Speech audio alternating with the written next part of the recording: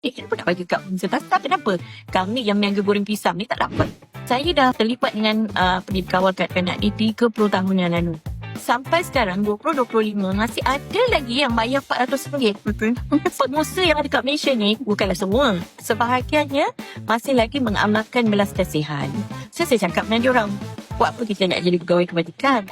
Alhamdulillah, Jamban Childcare Center tak ada masalah pun parents tak bayar. Mungkin tahun depan kita akan naikkan sikit. Kita punya review dan tahunan. Tak perbaiki je tahun nanti waktu perah ni. Sebab sempis tau. Saya nasihatkanlah semua pengusaha kat Malaysia ni supaya gunakan apps ataupun yang sekarang kat kerajaan ada sediakan NCDC. Walaupun kita punya ni bayaran agak tinggi, tapi ada queue juga.